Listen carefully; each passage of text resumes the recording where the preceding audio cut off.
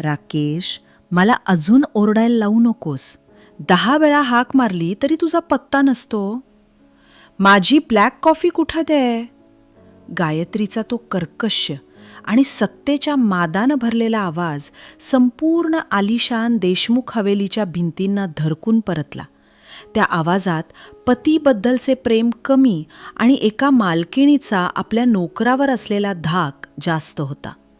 सकाळचे नेमके 8 वाजले होते.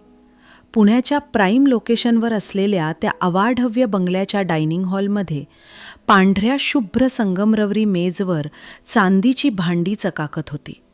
भिंतीवर महागडी परदेशी पेंटिंग्स टांगली होती आणि छताला असलेल्या झुंबरातून सकाळचा कोमल प्रकाश परावर्तित होत होता. पण त्या राजमहालासारख्या घरात शांतता मात्र स्मशान शांततेसारखी भासत होती.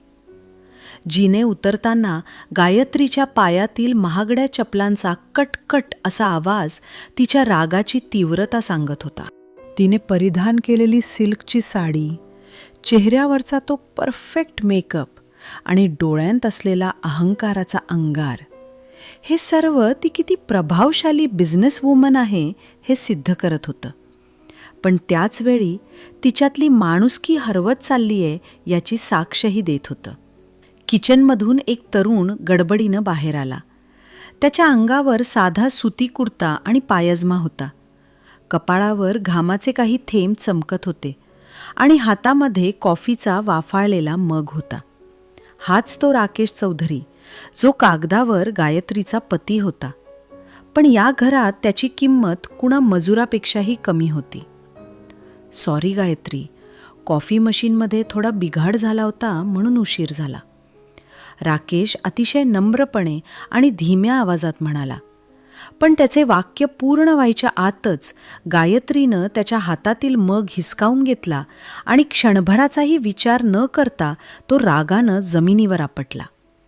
छन असा आवाज झाला आणि त्या महागड्या सिरामिकच्या मगाचे हजारो तुकडे झाले.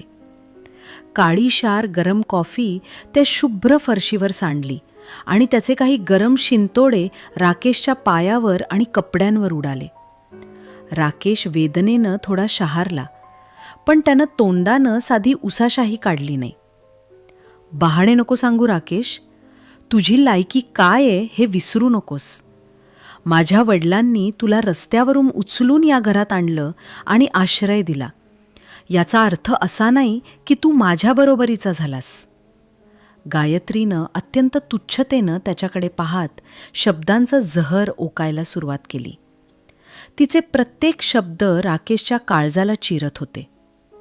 घर जावई म्हणून या घरात राहतोयस तर कुत्र्यासारखं इमानदार राहायला शिक. माझ्या तुकड्यावर पडतोयस तर माझे आदेश पाळणं हेच तुझे काम आहे. तुझ्यासारख्या टाळक्याला बिझनेसच्या गोष्टी काय कळणार? राकेशनं निमूटपणे मान खाली घातली. त्याच्या डोळ्यांत अमाप वेदना होत्या, पण तरीही त्यानं आपल्या संयमाची सीमा ओलांडली नाही. तो शांत आवाजात म्हणाला, गायत्री, मी तुझा पती आहे. किमान लोकांसमोर नसले तरी 4 भिंतींच्या आत तरी माझा थोडा सन्मान राखत जा. पण हे ऐकताच गायत्रीचा पारा अधिकच चढला. पती? तू फक्त नाव लावण्यापुरता माझा पती आहेस. खरी ओळख सांगायची तर तू माझ्या आयुष्यातली सर्वात मोठी चूक आणि एक ओझं आहेस. असं ती ओरडत असतानाच व्हीलचेअरवर बसलेले तिचे वृद्ध वडील शामराव देशमुख तिथे आले. त्यांच्या चेहऱ्यावर आपल्या मुलीच्या वागण्याबद्दलचे दुःख स्पष्ट दिसत होते. गायत्री, हे तू काय बोलतेस? राकेशनं या घरासाठी आणि तुझ्यासाठी स्वतःचे करिअर सोडलं. तो या घराचा आधार आहे, शामराव कातर स्वरात म्हणाले. पण गायत्रीनं त्यांच्याकडेही दुर्लक्ष केले आणि म्हणाली, डॅड प्लीज, आज माझ्या आयुष्यातला सर्वात महत्त्वाचा दिवस आहे. स्कायलाईन ग्रुपसोबतची माझी मोठी डील फायनल होणार आहे. माझं डोकं फिरवू नका. राकेशनं डोळ्यांच्या खुणेनं शामरावांना गप्प राहण्यास सुचवले आणि तो स्वतः खाली वाकून ती सांडलेली कॉफी आणि काचेचे तुकडे साफ करू लागला, अगदी एखाद्या वेटरप्रमाणे. दिवसभर कामाचा व्याप सांभाळून संध्याकाळी देशमुख हवेलीत एका ग्रँड पार्टीचं आयोजन करण्यात आले होते. शहरातील मोठे उद्योगपती, राजकारणी आणि परदेशी पाहुण्यांनी हॉल भरून गेला होता. गायत्री आज एखाद्या राणीसारखी नटली होती. तिच्या गळ्यातील हिऱ्यांचा हार प्रकाशात चमकत होता आणि तिच्या चेहऱ्यावर विजयाचा गर्व स्पष्टपणे ओसंडून वाहत होता. तिच्या शेजारी अनिकेत पाटील उभा होता, जो तिचा बिझनेस पार्टनर बनू पाहत होता आणि ज्याचे लक्ष फक्त गायत्रीच्या संपत्तीवर होते. अनिकेत नेहमीच राकेशला नीचा दाखवण्याची संधी शोधत असे.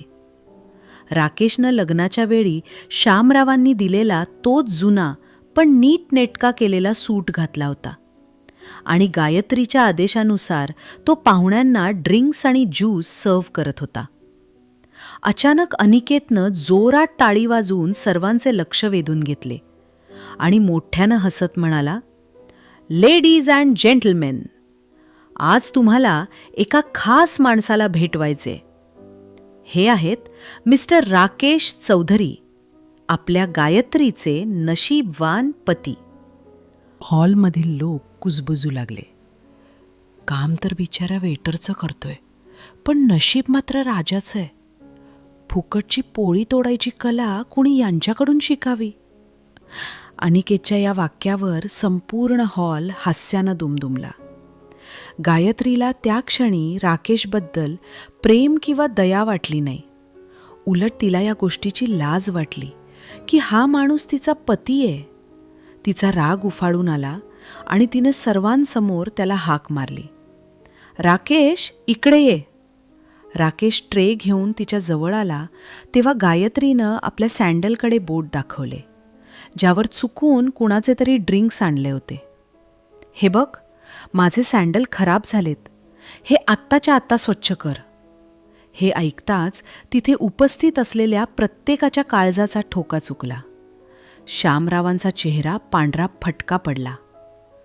"गायत्री, हे तू काय बोलतेस? तो तुझा नवरा आहे." पण गायत्रीच्या डोळ्यात फक्त घमंड होता. "तर काय झालं डॅड? नवरा असेल तरी त्याची जागा माझ्या पायापाशीच आहे. स्वच्छ कर हे, नाहीतर आज रात्री घरात पाऊल टाकायचा विचारही करू नकोस." राकेशनं एक दीर्घ श्वास घेतला. त्यानं गायत्रीच्या डोळ्यांत पाहिले, जिथे आता प्रेमाचा लवलेशही उरला नव्हता, फक्त तिरस्कार होता. राकेश हळूहळू खाली झुकला. सर्वांना वाटले की तो आता तिचे पाय पुसणार, पण त्यानं खिशातून स्वतःचा रुमाल काढला. तो जमिनीवर टाकला आणि ताठ मानेनं उभा राहिला. त्याच्या आवाजात आता एक वेगळीच धार होती. "गायत्री, मी हे लग्न फक्त तुझ्या वडिलांच्या शब्दासाठी आणि त्यांच्या आदरासाठी निभावलं होतं. मला वाटलं होतं की कधीतरी तुला माझ्यातला माणूस दिसेल, पण आज तू सिद्ध केलंस की तुझ्याकडे पैसा खूप आहे, पण एका स्त्रीला साजेसा मोठेपणा आणि सन्मान नाही." त्यानं आपला तो जुना कोट काढून जमिनीवर भिरकावला आणि सर्वांदेखत म्हणाला, "तुला घटस्फोट हवा होता ना? मुबारक असो गायत्री देशमुख. आजपासून तू या ओझ्यातून मुक्त आहेस. आणि अनिकेत, तू दुसऱ्याच्या घराकडे वाकड्या नजरेनं पाहतोयस ना? तुझाही हिशोब लवकरच होईल." असं म्हणून राकेशनं एक क्षणही मागे न पाहता पार्टीतून बाहेर पडण्यासाठी पाऊल उचलले. गायत्री मागे ओरडत राहिली, "चालता हो, पुन्हा तोंड दाखवू नकोस." बाहेर मुसळधार पाऊस पडत होता आणि जसा राकेश गेटच्या बाहेर पडला तशा 3 काळ्या रंगाच्या SUV गाड्या त्याच्या समोर येऊन थांबल्या. सुरक्षा रक्षक छत्री घेऊन त्याच्याकडे धावले. एकानं आदरानं गाडीचा दरवाजा उघडला आणि म्हणाला, "गुड इव्हनिंग सर, हेड ऑफिसला निघाचं का?" राकेशच्या डोळ्यात आता अश्रू नव्हते, तर एक वेगळाच निर्धार होता. त्यानं गाडीत बसताच फोन लावला आणि थंड स्वरात आदेश दिला, "मी राकेश चौधरी बोलतोय. देशमुख ग्रुपसोबत होणारी स्कायलाईन डील आत्ताच्या आत्ता रद्द करा आणि त्यांचे सर्व शेअर्स मार्केटमध्ये पाडा. खेळ आता कुठे सुरू झालाय मिसेस देशमुख. मुसळधार पावसाच्या थेंबांनी गाडीच्या काचांवर जणू काही सूडाचा ताल धरला होता आणि गाडीच्या आत बसलेला राकेश चौधरी आता तो साधा अपमानित घरजावई उरला नव्हता, तर देशातील सर्वात मोठ्या बिझनेस कॉंग्लोमरेटचा म्हणजेच चौधरी ग्रुपचा अदृश्य मालक म्हणून त्याचे खरे रूप प्रकट झाले होते, ज्याने एका फोनवर गायत्रीच्या साम्राज्याचा पाया हलवून सोडला होता. सर, स्कायलाईन ग्रुपचे मालक मिस्टर मल्होत्रा लाईनवर आहेत. ते विचारत आहेत की डील नेमकी का रद्द करायची आहे. ड्रायव्हरच्या शेजारी बसलेल्या सेक्रेटरीनं आदरानं विचारले. त्यावर राकेशनं खिडकीबाहेरच्या गडद अंधाराकडे पाहत शांतपणे उत्तर दिले. त्यांना सांगा की ज्या कंपनीला आपल्याच घरातल्या माणसाची किंमत कळत नाही, त्यांच्यासोबत व्यवहार करणं म्हणजे स्वतःच्या प्रतिष्ठेला धक्का लावण्यासारखे. फक्त डील रद्द करू नका, तर देशमुख ग्रुपच्या सर्व आर्थिक व्यवहारांची चौकशी सुरू करा. मला उद्या सकाळपर्यंत त्यांचे मार्केट व्हॅल्यू शून्यावर आलेले दिसायला हवे. तिकडे देशमुख हवेलीत पार्टीचा माहोल आता विस्कळीत झाला होता. राकेश तडकाफडकी बाहेर पडल्यानं पाहुण्यांमध्ये कुजबूज सुरू होती, पण गायत्रीच्या चेहऱ्यावर पश्चात्तापाचा एकही लवलेश नव्हता. उलट ती विजयाच्या आविर्भावात अनिकेतशी बोलत होती की बरं झालं, त्या दरिद्री माणसापासून एकदाची सुटका झाली. आता आपल्या डीलमध्ये कोणताही अडथळा येणार नाही. पण तिचा हा आनंद फार काळ टिकला नाही. अचानक गायत्रीच्या फोनची रिंग वाजली. समोरून तिचे फायनान्स हेड महेंद्र जोशी घाबरलेल्या आवाजात बोलत होते. मॅडम, अनर्थ झालाय. स्कायलाईन ग्रुपने अधिकृतपणे ईमेल पाठवून आपली 5,000 कोटींची डील रद्द केली आहे. आणि धक्कादायक गोष्ट म्हणजे त्यांनी आपल्या कंपनीवर आर्थिक फसवणुकीचा आरोप करून कोर्टात याचिकाही दाखल केली आहे. गायत्रीच्या हातातील वाईनचा ग्लास गळून जमिनीवर पडला, नेमका त्याच जागी जिथे काही तासांपूर्वी तिने राकेशच्या हातातील कॉफीचा मग पाडला होता. काय पक्वास करतोय जोशी? सकाळी तर त्यांनी स्वतःहून ॲडव्हान्स चेक देण्याचं कबूल केलं होतं, मग अचानक काय झालं? तिने ओरडून विचारले, पण जोशींची बोलती बंद झाली होती. मॅडम, एवढंच नाही तर मार्केटमध्ये बातमी पसरली आहे की चौधरी ग्रुपने आपल्या कंपनीला ब्लॅकलिस्ट केलंय. हे ऐकताच आपल्या सर्व इन्व्हेस्टर्सनी त्यांचे पैसे काढायला सुरुवात केली आहे. आपले शेअर्स 40% कोसळलेत आणि बँक ऑफ इंडियाने आपले सर्व अकाउंट्स फ्रीज केले आहेत. हे ऐकताच गायत्रीला भोवळ आल्यासारखे झाले. तिच्या पायाखालची जमीन जणू सरकली होती. शेजारी उभ्या असलेल्या अनिकेतचा फोनही खणाणू लागला. त्याच्या चेहऱ्यावरचा तो आत्मविश्वास आता भीतीमध्ये बदलला होता. काय? माझ्या फॅक्टरीवर रेड पडली? पण कोणत्या अधिकारात? कोण करतोय हे सगळं? तो ओरडला, पण पलीकडून मिळालेले उत्तर ऐकून तो थरथर कापू लागला. सर, चौधरी ग्रुपच्या लीगल टीमने तक्रार केली आहे की तुम्ही बेकायदेशीर कागदपत्रे वापरून टेंडर मिळवलेत. पोलीस आणि इन्कम टॅक्स अधिकारी गेटवर उभे आहेत. अनिकेतनं गायत्रीकडे पाहिले. आता त्याच्या नजरेत प्रेम नव्हते, तर एक प्रकारचा संताप आणि स्वार्थ होता. हे बघ गायत्री, हे सगळं तुझ्यामुळे झालंय. त्या राकेशला तू घराबाहेर काढलंस आणि आता त्याची किंमत मला मोजावी लागते. मी इथून निघतोय. माझ्या बुडत्या नौकेत मी तुला सोबत नेणार नाही. असे म्हणून जो अनिकेत काही वेळापूर्वी तिच्याशी लग्नाच्या आणाबाका घेत होता, तो तिला संकटात सोडून तिथून पळ काढला. गायत्री सुन्न होऊन तिथेच बसली. शामराव देशमुख व्हीलचेअरवरून पुढे आले. त्यांच्या डोळ्यात पाणी होते, पण आवाजात एक प्रकारचा सत्याचा अधिकार होता. मी तुला म्हटलं होतं गायत्री, सुडाचा आणि अहंकाराचा शेवट कधीच चांगला होत नाही. तू ज्याला पाय पुसणं समजत होतीस त्यानेच या घराचा पाया सावरला होता. आता बघ, तुझे हे हिरेमाणी तुला वाचवायला येतात का? गायत्रीनं चिडून उत्तर दिले, डॅड प्लीज, त्या राकेशचं नाव घेऊ नका. हे सगळं नक्कीच कोणत्या तरी मोठ्या कॉर्पोरेट षड्यंत्राचा भाग आहे. मी उद्या सकाळी स्वतः चौधरी टॉवरला जाईल आणि त्या मालकाला जाब विचारेल. कोणाकडे एवढी हिंमत आहे की गायत्री देशमुखला रस्त्यावर आणेल? रात्रभर गायत्रीला झोप लागली नाही. ती आणि तिची लीगल टीम वकिलांना फोन लावत होती, पण प्रत्येक मोठ्या वकिलानं केस घेण्यास नकार दिला. सर्वांचं एकच म्हणणे होते, आम्ही चौधरी ग्रुपच्या विरोधात उभे राहू शकत नाही. ते या देशाचं आर्थिक खांब आहेत. पहाटेचं 5 वाजले होते. गायत्री आरशासमोर उभी होती. तिचे डोळे सुजलेले होते आणि चेहरा निस्तेज झाला होता. तिनं कधी विचारही केला नव्हता की एका रात्रीत तिचे नशीब असे पालटेल. सकाळी 9 वाजता ती चौधरी टॉवरच्या त्या भव्य इमारतीसमोर उभी होती. काचेची ती उत्तुंग इमारत आकाशाला भिडत होती. तिथे काम करणाऱ्या प्रत्येक कर्मचाऱ्याच्या चेहऱ्यावर एक प्रकारची शिस्त आणि आदर होता. तिला आत जाताना कडक सिक्युरिटी चेकचा सामना करावा लागला. तिला असे वागवले जात होते जणू ती एखादी साधी अर्जदार आहे. 50वा मजला, शेवटची कॅबिन, रिसेप्शनिस्टनं थंडपणे सांगितले. लिफ्टमध्ये वर जाताना गायत्रीच्या मनात हजारो विचार येत होते. तिनं स्वतःला सावरले आणि तिचा तो जुना अभिमान पुन्हा जागृत करण्याचा प्रयत्न केला. मी गायत्री देशमुख आहे. मी कोणासमोर झुकणार नाही. लिफ्टचा दरवाजा उघडला आणि समोर एक प्रचंड मोठा कॉरिडॉर होता, ज्याच्या शेवटी CEO असे सोनेरी अक्षरात लिहिले होते. तिनं दरवाजा ढकलला आणि आत प्रवेश केला. केबिन अतिशय भव्य होती.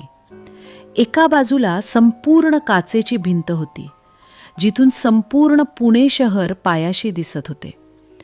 मुख्य खुर्ची खिडकीकडे वळलेली होती. मिस्टर चौधरी, मी गायत्री देशमुख. तुम्हाला अंदाज नसेल की तुमच्या एका निर्णयामुळे माझ्या कंपनीचं किती नुकसान झाले आहे. मला आत्ताच्या आता स्पष्टीकरण हवे आहे की तुम्ही माझी डील का थांबवली. तिनं आपला आवाज चढवून विचारले, पण समोरच्या खुर्चीवरून कोणताही प्रतिसाद आला नाही. तिथेच सोफ्यावर अनिकेत बसलेला होता, जो आधीच तिथे पोचून माफी मागण्याचा प्रयत्न करत होता. सर, मला माफ करा. मला माहिती नव्हतं की ती फॅक्टरी तुमची आहे. मी गायत्रीच्या नादी लागलो आणि चूक केली. अनिकेत अक्षरशः रडत होता. गायत्रीनं अनिकेतला तिथे पाहिले आणि तिला आणखीनच राग आला. अनिकेत, तू इथे काय करतोयस? आणि मिस्टर चौधरी, तुम्ही उत्तर का देत नाही आहात? आता ती खुर्ची हळूहळू वळली आणि जसा त्या व्यक्तीचा चेहरा समोर आला तसे गायत्रीच्या काळजाचा ठोका चुकला.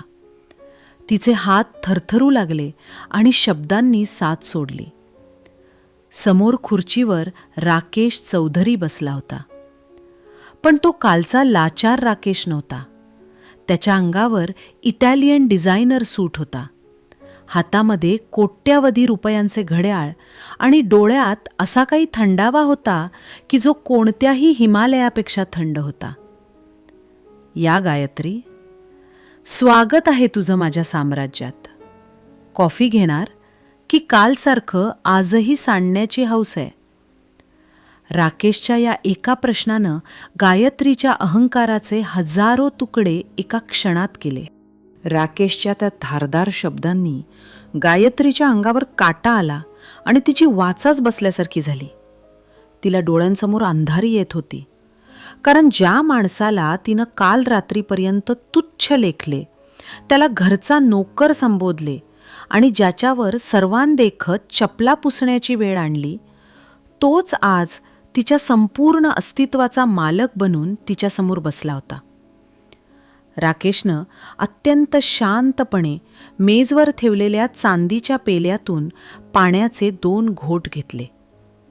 पाण्याचा प्रत्येक थेंब त्याच्या घशाखाली उतरताना होणारा तो सूक्ष्म आवाजही त्या शांत केबिनमध्ये स्पष्ट ऐकू येत होता. त्यानं पेला खाली ठेवला आणि समोर उभ्या असलेल्या थरथरत्या गायत्रीकडे पाहिले. काय झालं गायत्री? तुझा तो आवाज, तो अधिकार आणि तो सत्तेचा माज कुठे गेला? काल तर तू माझ्या अस्तित्वाच्या चिंध्या उडवत होतीस आणि आज तुला साधे शब्दही सुचेनात.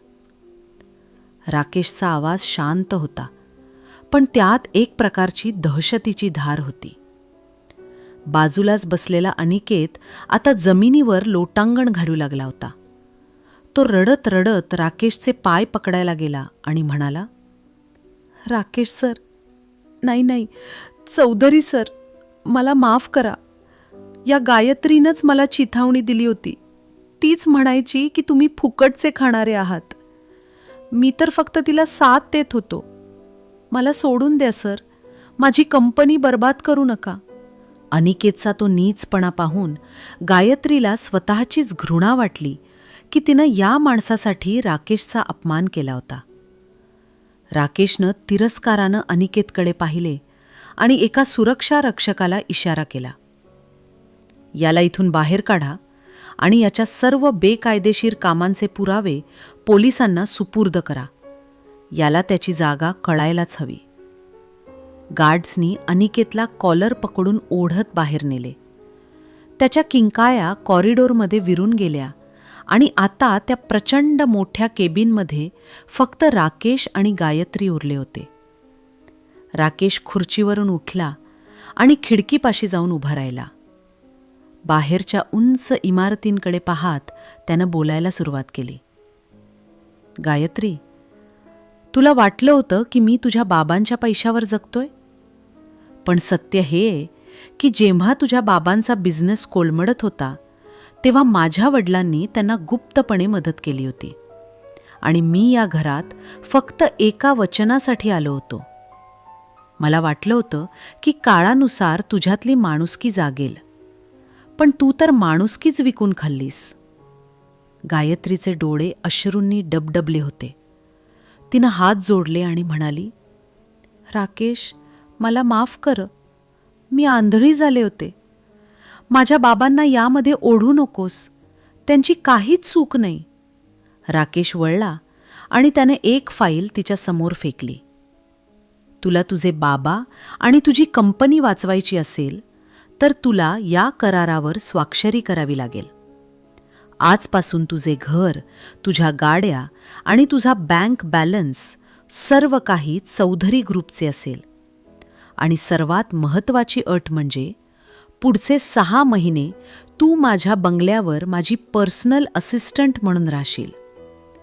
पण तुला तिथे नोकरांचे सर्व काम करावे लागेल. जे काम तू माझ्याकडून करून घेत होतीस तेच तुला आता करावं लागेल. मान्य असेल तरच ही कंपनी वाचेल. गायत्रीकडे कोणताही पर्याय उरला नव्हता.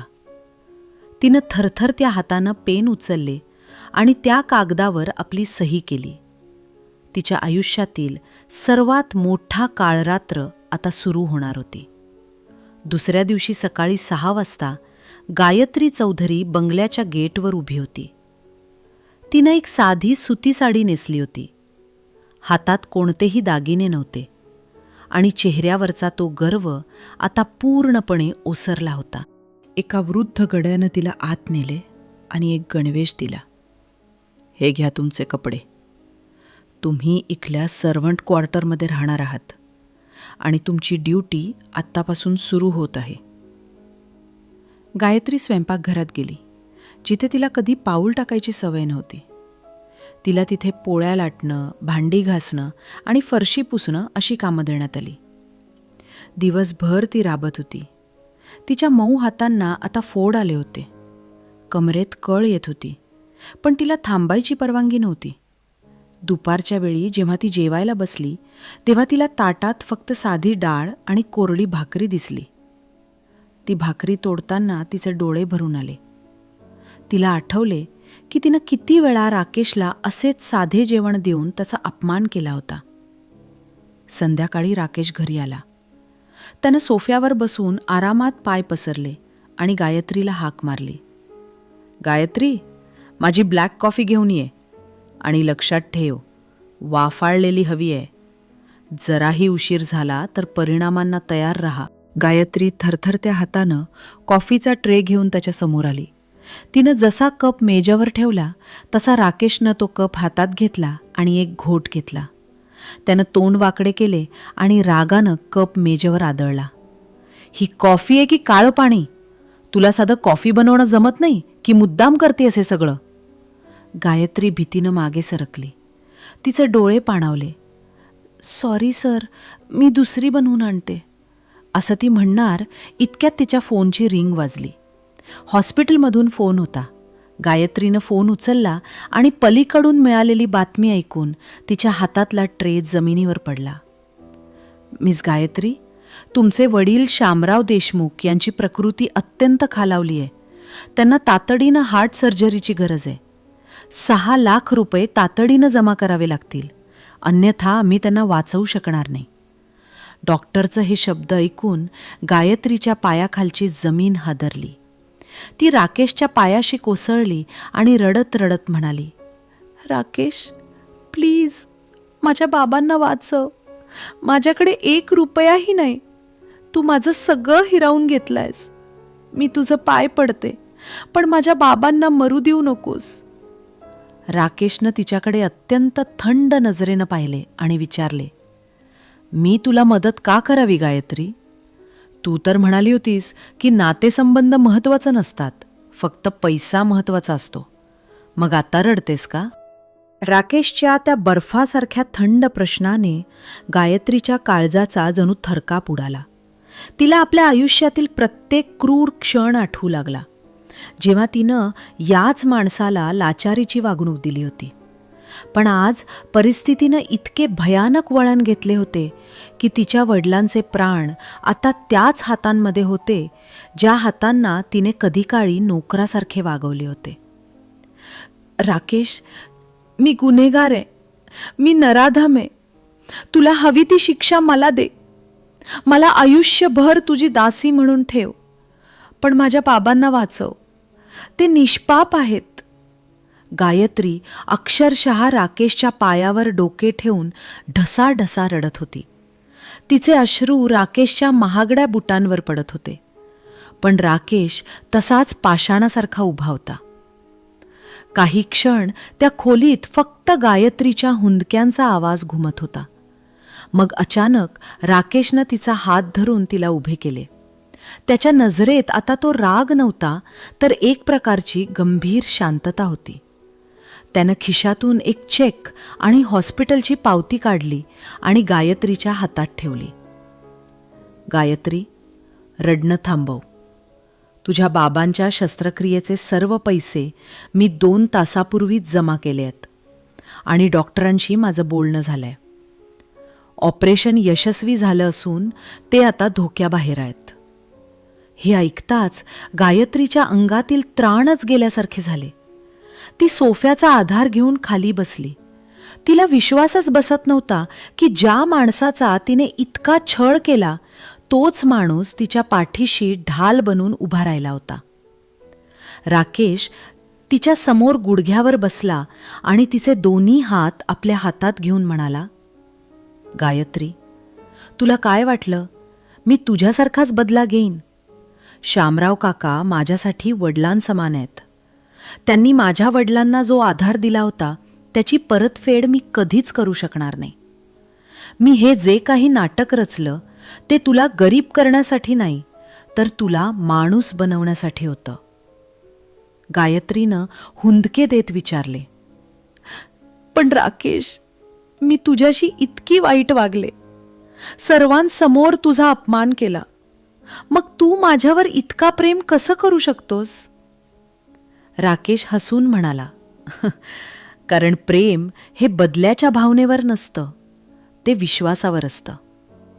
मला माहीत होतं की तुझा अहंकार हा फक्त एका चुकीच्या संगतीचा आणि पैशाच्या नशेतला पडदा आहे. तो पडदा फाडण्यासाठी मला कठोर बनावं लागलं.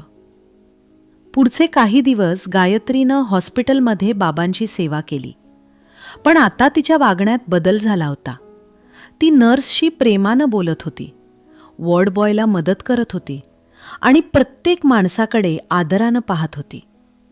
जेव्हा शामराव काकांना डिस्चार्ज मिळाला आणि ते घरी आले तेव्हा त्यांनी पाहिले की गायत्री स्वतः घराची साफसफाई करत आहे.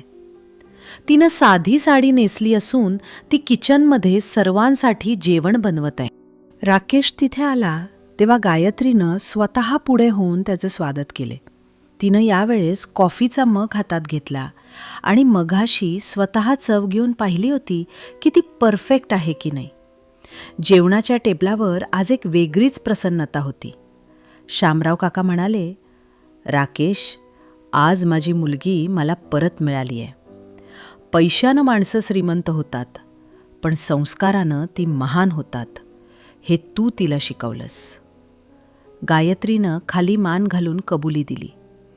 बाबा, मी इतके दिवस ज्या श्रीमंतीच्या गर्वात होते ती श्रीमंती खरी नव्हतीच. खरी श्रीमंती तर राकेशच्या मनात आहे. त्या रात्री घराच्या गच्चीवर राकेश आणि गायत्री चांदण्यांच्या प्रकाशात उभे होते. थंड वार सुटला होता आणि हवेत एक प्रकारचा सुखावह सुगंध होता. राकेश, आता पुढे काय? तू मला मुक्त केलंस, माझी संपत्ती मला परत दिलीस, पण आता मला हे सगळं एकट्यानं नकोय. गायत्रीनं हळूवारपणे त्याचा हात धरत विचारले. राकेशनं तिच्या डोळ्यात पाहिले, जिथे आता फक्त प्रेम आणि आदर दिसत होता. आता आपण एका नव्या प्रवासाची सुरुवात करूया, जिथे कोणताही मालक नसेल आणि कोणीही नोकर नसेल. फक्त 2 साथीदार असतील जे एकमेकांच्या खांद्याला खांदा लावून चालतील. बिझनेस तूच सांभाळ, पण यावेळेस तुझ्या नफ्यातून अर्धा वाटा गोरगरिबांच्या मदतीसाठी असेल. तुला मान्य आहे? गायत्रीनं हसत होकार दिला आणि त्याचे डोके राकेशच्या खांद्यावर टेकवले. काही महिने उलटले. देशमुख आणि चौधरी ग्रुपचे विलिनीकरण झाले. पण आता ऑफिसमध्ये गायत्रीची ओळख एक खडक शिस्तीची बॉस म्हणून नाही, तर हृदयी बॉस म्हणून होती. ती प्रत्येक कर्मचाऱ्याच्या सुखदुःखात सहभागी व्हायची. एके दिवशी ऑफिसच्या पार्टीत तोच अनिकेत पाटील जेलमधून सुटून आला होता आणि भीक मागण्याच्या अवस्थेत बाहेर उभा होता. गायत्रीची नजर त्याच्यावर पडली. तिनं आपल्या सुरक्षारक्षकांना त्याला मारून हाकलण्याऐवजी त्याला जेवण दिले आणि काही पैसे देऊन सन्मानानं तिथून जायला सांगितले. राकेश लांबून हे सर्व पाहत होता. त्याला अभिमान वाटला की त्याची गायत्री आता खऱ्या अर्थानं एक महान स्त्री झाली आहे. संध्याकाळी घरी परतताना गायत्रीनं राकेशला विचारले, राकेश, जर त्या दिवशी तू मला सोडून कायमचा निघून गेला असतास तर? राकेशनं गाडी थांबवली आणि तिच्याकडे पाहून म्हणाला, निघून जाणं सोपे असते गायत्री, पण सोबत राहून बदल घडवणं कठीण असते. मला कठीण रस्ता निवडायचा होता, कारण मला आमचं नातं वाचवायचं होतं. आज त्यांच्या आयुष्यात गरिबी नव्हती आणि श्रीमंतीचा माजही नव्हता. होता तो फक्त एकमेकांवरचा अढळ विश्वास आणि स्वाभिमानानं जगण्याची जिद्द. महाराष्ट्राच्या संस्कृतीत सांगितल्याप्रमाणे अतिथी देवो भव आणि नाती जपण्याचा वसा त्यांनी खऱ्या अर्थानं पाळला होता. कथेचा शेवट करताना गायत्रीनं राकेशला एक वचन दिले की यापुढे कधीही कोणत्याही माणसाला त्याच्या कपड्यांवरून किंवा पैशावरून जोखणार नाही, कारण माणसाची खरी ओळख त्याच्या स्वभावात असते. चांदण्या रात्रीच्या त्या शीतल प्रकाशात 2 जीव जे एकेकाळी अहंकाराच्या भिंतीमुळे लांब गेले होते, ते आता प्रेमाच्या धाग्यानं कायमचं विणले गेले होते. ही गोष्ट केवळ एका बदला घेण्याची नव्हती, तर एका विखुरलेल्या संसाराच्या पुनर्बांधणीची आणि सुसंस्कृत मनाच्या विजयाची होती.